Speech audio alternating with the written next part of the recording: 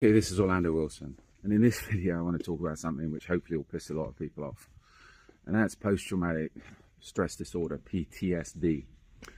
And this is something where people seem to use having that mental illness as some badge these days of honor, etc., etc., some badge of achievement. And you know what, if somebody has a mental illness, they need help. They need to be seeing doctors. I'm not big on medication.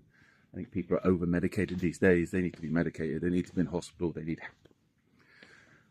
One reason for this video is because how many people in the close protection and firearms training world seem to use the title of we have post-traumatic stress disorder and all this BS, and we're empathetic and all this other BS to promote themselves within the close protection, firearms training world, etc. Again, if you seriously have post-traumatic stress disorder, you should not be around firearms, period. You need help. If you have a mental illness, you should not be around firearms, period. And I see guys playing on this. It's like, in my opinion, if you have that mental illness and you're not just pretending to have PTSD because it's trendy, if you seriously have that, then you shouldn't be around firearms, period. Now, a lot of people are using post-traumatic stress disorder to justify that they've actually done something with their lives, where in the vast of cases they haven't. And to put things into context, I remember somebody asked me, a guy called Kieran, bailiff out of Dominica, who's doing a course somewhere in the Caribbean. And he said to me, why do so many people in the United States or Europe have post-traumatic stress disorder? And I was like, I've got no idea. I agree with the Caribbean way of thinking on this one. And he said, okay, there's plenty of people in the Caribbean that's done plenty of bad things to bad people, etc. They don't have post-traumatic stress disorder. I was like, yep, I agree. You have plenty of people living in war zones, active war zones. I know a lot of the people I deal with live in places which they live in a constant world of hostile environments. They don't just turn up for 6 months and go home again. They live in those environments. They live outside the wire. They deal with this stuff on a daily basis.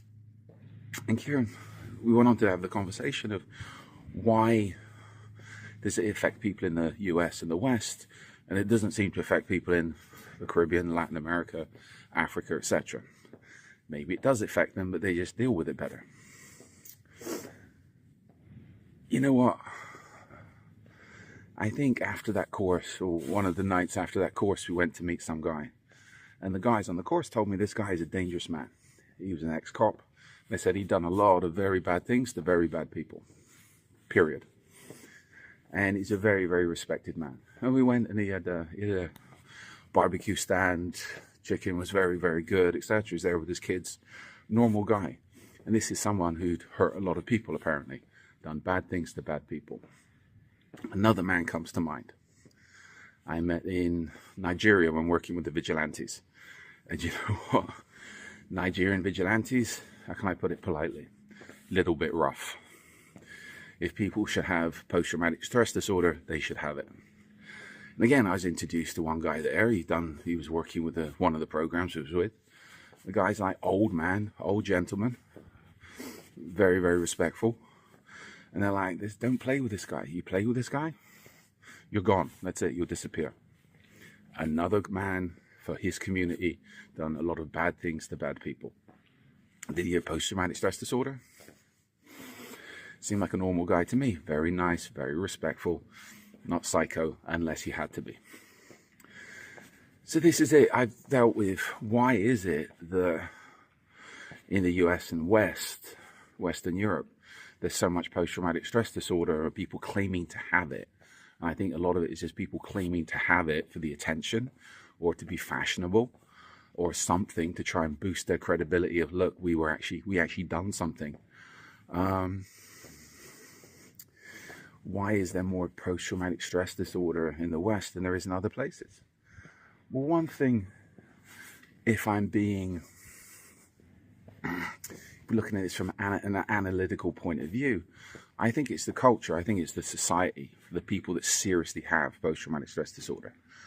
Whereas in a lot of cultures, still, they're not woke. If you have two gentlemen like the gentleman I mentioned before, very serious men, protected people in their community, they dealt with bad guys properly, you mean they're going to be shown respect. Whereas people that's been in the military, from what I understand how it works these days, they come back to a society and they've been told, oh, you've done this wrong, you've done that wrong, there must be something wrong with you, and you need therapy, and you need group hugs and cuddles, etc. It's like, I think that feeds into alienating people more than going back to saying these guys, and it sounds cheesy, but I'll use, it's cheesy to me, but if we say from a warrior context, in previous times, warriors were respected. They weren't looked upon as being something evil. They weren't looked upon as being psychos because they killed somebody, etc. It was, they were protecting their communities, and they were to some extent celebrated.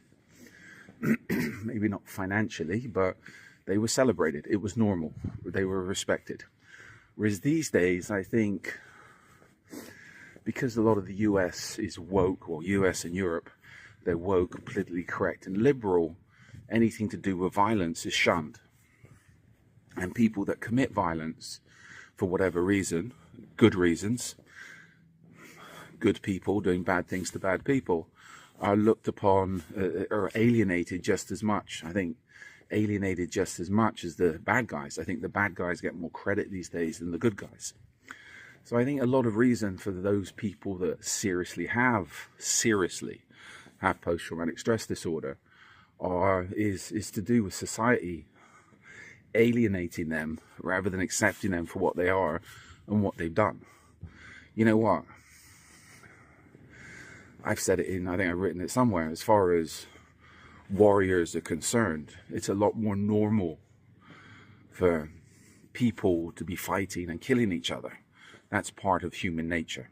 People have been doing it throughout history. These days, it needs to be done for the right reasons, controlled, right reasons, right places. Some people don't understand reason. And this is good people doing bad things to bad people. That is a lot more normal as far as humanity is concerned than people having sex changes. A man becoming a woman is not really, it's something, having 124 different genders, believing in them, and men and women having sex changes, children having sex changes, to me is a lot more questionable than soldiers going out fighting wars, killing other soldiers, etc. That is part of human nature. We might not like it, but it's part of human nature. And I would say the fact that these days social pressure is on former military people, and they're being told, oh, you have a mental illness, and they've been told there's something wrong with you, and they've been told you have a problem, is the reason why most of these people, men and women, that really have been doing nothing than doing their job, believe they have post-traumatic stress disorder. Why? Society has told them they have post-traumatic stress disorder. Society has told them to take drugs. Society has told them there's something wrong with them, when in reality, they're just doing what people have been doing throughout history. So, my take on post-traumatic stress disorder, and my general take on people with post-traumatic stress disorder, is if you seriously have it, you need to be in hospital.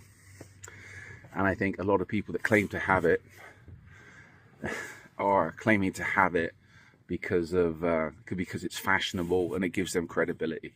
And if you do think you have post-traumatic stress disorder, you should not be around firearms, and you should not be in the close protection business. Maybe somewhere filing papers, photocopying, drinking coffee, but you should not be active in the close protection business or anything to do with the firearms business. So follow me along on social media for more of these videos. We've got a load up at the moment. In the meantime, be good, stay safe, stay out of trouble, and keep it real.